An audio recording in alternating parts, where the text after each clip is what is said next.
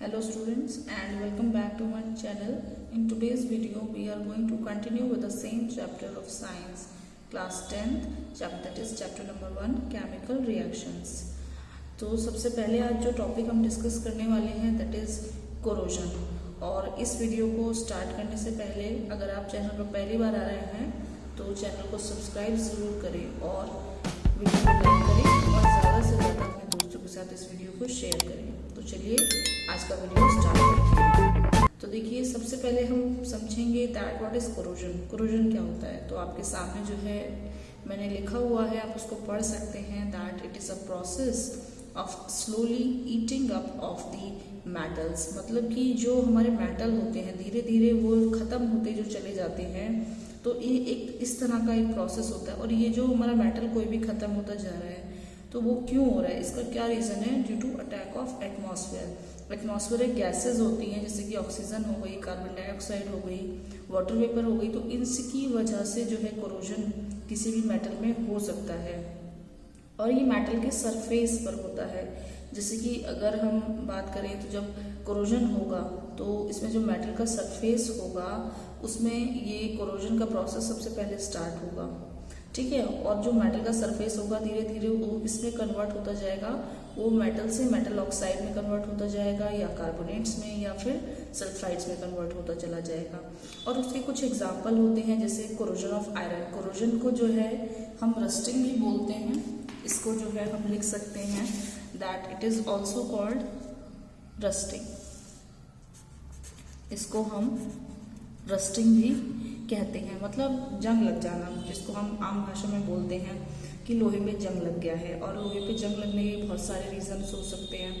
अगर मान लीजिए हम बात करें जैसे जो हाउसेस के और बड़ी बड़ी बिल्डिंग्स के गेट्स होते हैं वो आयरन के बने होते हैं तो उनमें रस्टिंग हो जाती है। तो रस्टिंग क्यों हो जाती है? बिकॉज उस पर एटमॉस्फेरिक गैसेज अटैक करती हैं, उस पर जो है वाटर वेपर्स का अटैक होता है, उस पर पानी भी पड़ता है जब बारिश होती है।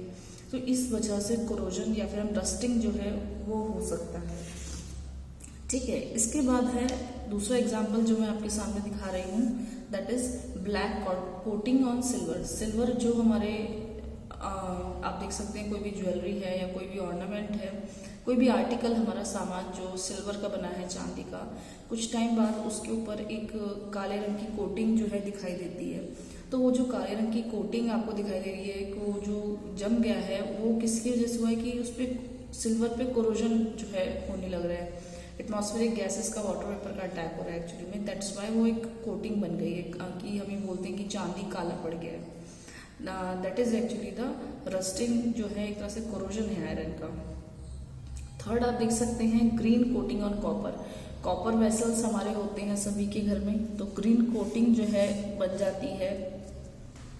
तो ये जो ग्रीन कोटिंग आप देख सकते हैं जैसे घरों में अगर आपके घर में कोई कॉपर आर्टिकल है, बहुत पुराना कोई बर्तन है कॉपर का, जैसे घरों में अक्सर मंदिर के अपने घरों में पूजा घर में लोग एक छोटा सा लोटा रखते हैं, तो उसमें आप देखेंगे ज़्यादा टाइम तक उसमें जब हम रखते हैं पानी को, उसको आप टाइम टू टाइम वॉश ना करो तो उस पर ग्रीन कलर की कोटिंग बनने लगती है कॉपर वेसल पर। आम बात है इसको देखना। तो वो एक तरह से क्या है कि कॉपर के ऊपर कोरोजन हो रहा है, ठीक है। तो ये एक आम भाषा में जंग लग रहा है और जो है वो आर्टिकल के ऊपर आपको इजीली आप उसको देख पाएंगे। आयरन में देख सकते हैं, सिल्वर में देख सकते हैं, कॉपर में देख सकते हैं, तो सभी में ऐसा देखा जा रहा है। तो चलिए आगे बात करते हैं मेथड्स ऑफ प्रिवेंशन की। तो आप देख सकते हैं मेथड्स ऑफ प्रिवेंशन आपके सामने दिए गए हैं कि जो ये प्रोसेस है कि कोरोजन का, इसको हम जो है रोक भी सकते हैं या फिर हम क्या कर सकते हैं, कोरोजन को होने से रोका जा सकता है। इसके लिए कुछ हमें मेजर्स जो है लेने पड़ेंगे, जैसे कि नंबर 1 बाय पेंटिंग। अगर हमारे घर में आयरन के डोर्स हैं, विंडोज़ हैं, लोहे की कोई भी ऐसी चीज़ है तो उसको हम कैसे प्रोटेक्ट कर सकते हैं कोरोजन से? हम उस पर रेगुलर पेंट करें, ठीक है। उसका पेंट करते रहेंगे तो उस पर कोरोजन नहीं होगा, उसकी रस्टिंग नहीं होगी। सेकेंड इज बाय ऑयलिंग और ग्रीसिंग। अगर हम रेगुलरली उस पर ऑयलिंग या ग्रीसिंग करते रहेंगे तब भी उस पर कोई भी कोरोजन या रस्टिंग जैसा प्रोसेस नहीं होगा। Number 3 is galvanisation. गैल्वेनाइजेशन जो है वो भी आप देख सकते हैं कि वो भी किया जाता है। और गैल्वेनाइजेशन में एक तरह की जो कोटिंग होती है, जो सरफेस आप कह सकते हो coating the surface of iron objects की, आयरन ऑब्जेक्ट्स की जो सरफेस है उस पर एक कोटिंग चढ़ा देंगे एक जिंक की। जिंक जो है हमारा मेटल है, जिंक मेटल की एक थिन लेयर जो है ऐसे आयरन आर्टिकल्स पर या चढ़ा दी जाती है ताकि उस पर कोरोजन ना हो आयरन पर। तो इसको हम गैल्वेनाइजेशन का प्रोसेस कहते हैं। ठीक है,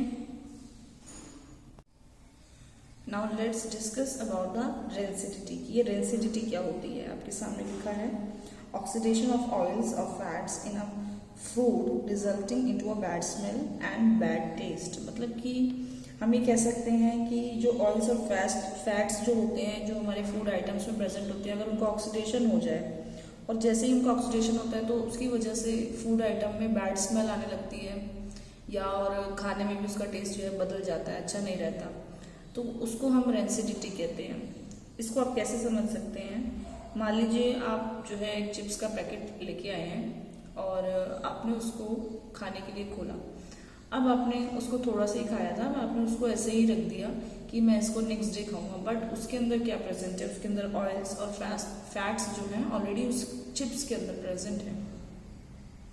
तो उसके अंदर होगा ऑक्सीडेशन। जो एटमॉस्फेयर में हमारे एटमॉस्फेरिक गैसेस के अंदर जो ऑक्सीजन प्रेजेंट है वो उस फूड आइटम के फैट्स और ऑयल्स को जो है ऑक्सीडाइज कर देगी।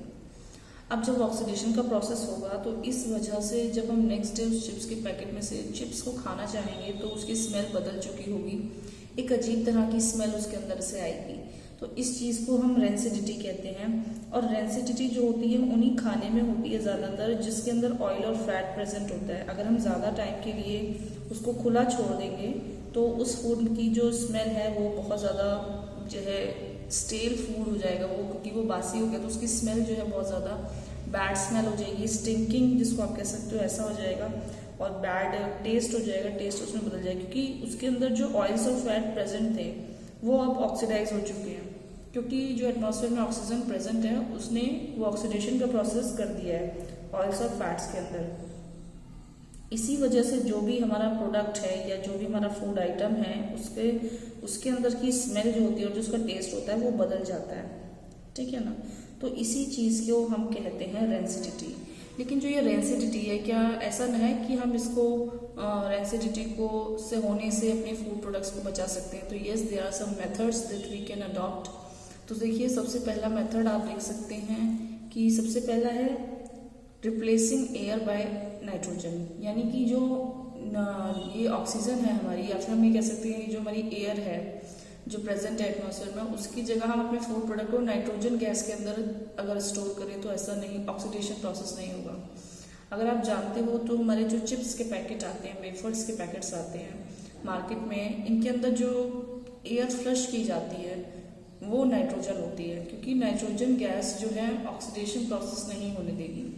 तो ये जो हमारे चिप्स वगैरह के पैकेट्स होते हैं, वेफर्स के पैकेट्स होते हैं, इनके अंदर जो गैस फिल्ड होती है दैट इज नाइट्रोजन। एग्जाम्स में क्लास 10th में बहुत क्वेश्चन ये पूछा जाता है कि विच गैस इज यूज्ड और with which gas chips packets और wafer packets are flushed with. So आप उसमें आंसर जो है नाइट्रोजन लिख के आइएगा।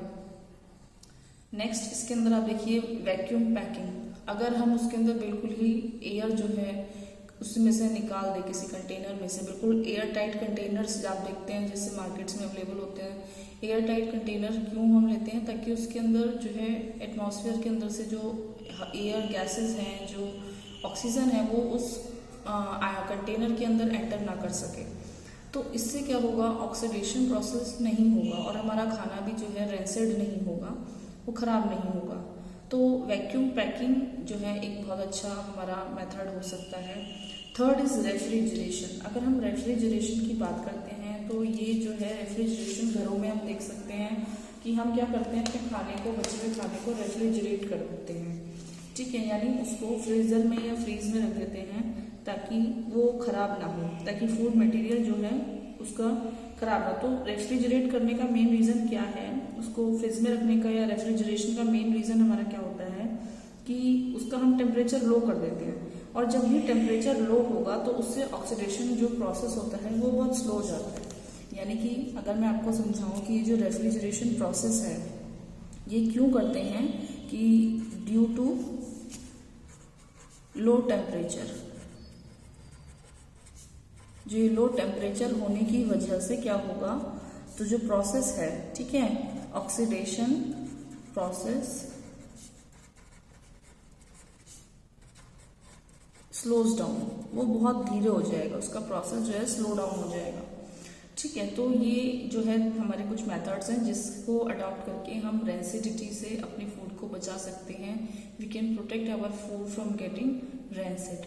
आई होप कि क्लास में आपको समझ में आया होगा कि जो है रेंसिडिटी क्या होती है। इससे पहले हमने डिस्कस किया है कोरोजन क्या होता है, यानी कि आम भाषा में जिसको रस्टिंग या फिर जंग लगना बोलते हैं, वो क्या होता है, और कुछ मेथड्स जिससे हम रस्टिंग या फिर कोरोजन होने से बचा सकते हैं। मेथड्स ऑफ प्रिवेंशन हमने डिस्कस करें। ऐसे ही रेंसिडिटी क्या होती है और रेंसिडिटी से फूड आइटम्स को कैसे बचाया जा सकता है।